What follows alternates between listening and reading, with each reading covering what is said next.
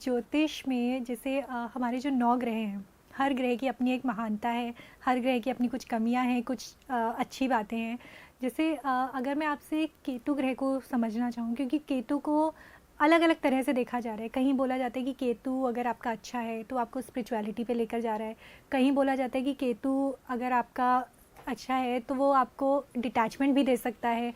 तो किसी एक ग्रह के बारे में अगर हम देखना चाहें, जैसे अगर मैं केतु की बात करूं, तो क्या ये उसकी पोजीशन पे भी डिपेंड करेगा या ये उसके नेचर पे डिपेंड करेगा कि वो आपको क्या रिजल्ट देगा? देखिए, मैंने जो ज्योतिष समझा, मैंने समझा कि अगर मान लो मुझे केतु ही समझना है तो मुझे केतु की रूट्स पे जाना पड़ेगा, जड़ों पे।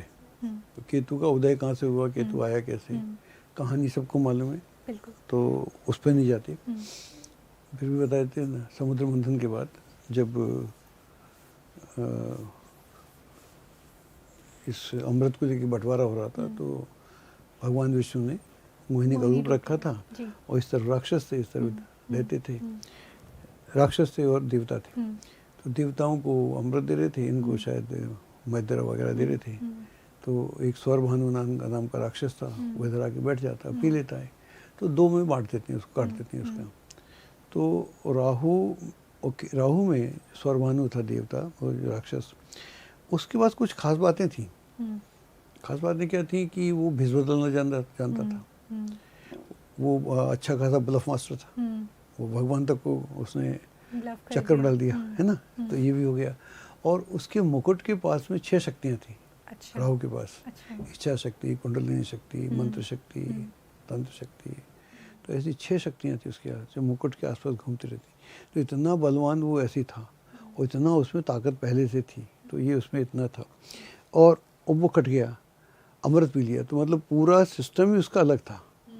ओके, राहु तो चलो उसको दिखता है, 5 इंद्रियाँ, 4 इंद्रियाँ उसके पास हैं, और उसके पास तो कुछ है नहीं। अब केतु के पास क्या बचा? केतु के पास एक इंद्री बची स्पर्श की, और तो कुछ है नहीं। संवेदन कह सकते हैं, संवेग कह सकते हैं उसको, वाइब्रेशन कह सकते हैं। इस शरीर के पास क्या है?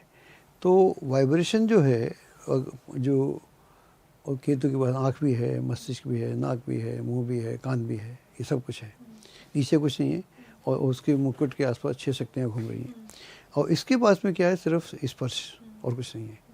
और जो स्पर्श है वो सबसे महत्वपूर्ण है।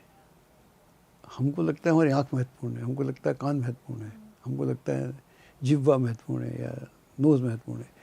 क्योंकि जब बच्चा पैदा होता है तो उसके पास में ना तो मस्तिष्क होता है उस दिन, ना उसकी आँखें काम कर रही होती हैं, ना वो सूंघ पा रहा होता है, ना उसको स्वाद होता है, ना वो सुन पा रहा होता है ठीक से। उसका स्पर्श होता है। और कोई भी आदमी इस दुनिया का अपने माँ के स्पर्श को नहीं भूलता, सारे स्पर्श भूल जाता है। इसीलिए वो सब कुछ होना चाहता है।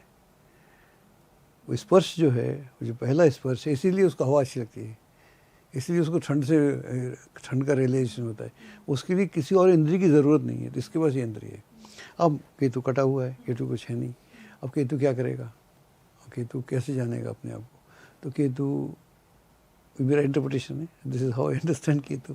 केतु एक तरफ जाता है, अमर तो है ही, एनर्जी बहुत है, और जाता है जंगल में, जाता है जंगल में छिल जाता है, भागता रहता है, उसे कुछ मंजिल तो मिलती नहीं, तो वहाँ जाके परेशान हो जाता है वो, और वहाँ लेट जाता है, थक जाता है, और खा हुआ उसके भर जाते हैं। और उसको समझ में नहीं आता तो दूसरी दिशा में जाता है।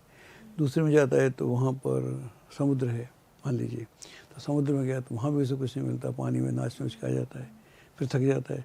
फिर तीसरी जगह जाता है तो रेत में चले जाता है, तो रेत में सब कुछ क्रॉसिंग हो रहा है, ये हो रहा है, उसे कुछ समझ में नहीं आता है क्या करे। अब उसको दिशा तो दिशा ही दिखेगा, एक दिशा में जाके किसी पहाड़ पे, हिमालय जैसे पहाड़ पे चढ़ जाता है। और केतु के पास में 3-4 उसके पास हथियार भी हैं, झंडा भी उसके पास है, सोर्ड भी उसके पास है, और शंख भी उसके पास है, और उसके पास में वो एक ढाल भी है। तो वो लेके उसको झंडा गाड़ के वो बैठ जाता है। अब उसको वहाँ मूर्छित है, उसे कुछ नहीं मालूम, 2-4 दिन मूर्छित रहता है, फिर धीरे धीरे वो जागना शुरू करता है, बैठ जाता है, ध्यान करता है।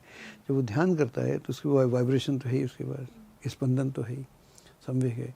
संवेग जो उसकी स्पेस से जुड़ना शुरू होते हैं, तो वहाँ से उसकी जो इंट्यूटिव विजडम जागृत हो जाती है, तो उसके भीतर से सब जागृत हो जाता है। इसलिए केतु का आदमी चारों तरफ भटकता है, जब तक वो अपने में नहीं आता तब तक भटकता रहता है।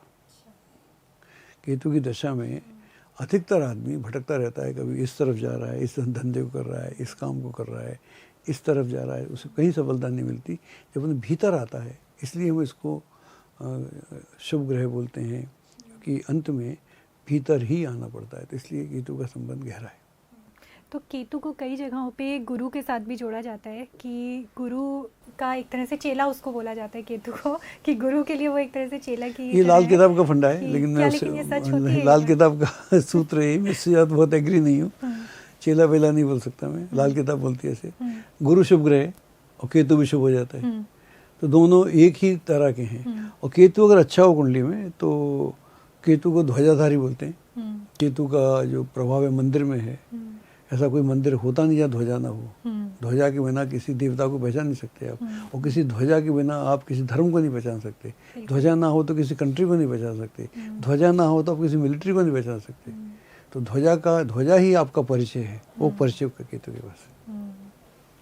तो जब आदमी के पास पावर आ जाती तो उसके पास भी ध्वजा लग जाती, यानी प्रधानमंत्री हो, मंत्री हो, तो उनकी गाड़ी में झंडा लगता है। झंडा जो है, झंडा ऊंचा रहे हमारा वो बहुत जरूरी है। झंडा ऊंचा रहे हमारा, वो केतु। अमर उजाला जीवांजलि के सारथी की मदद लें और महाकुंभ में स्नान जरूर करें।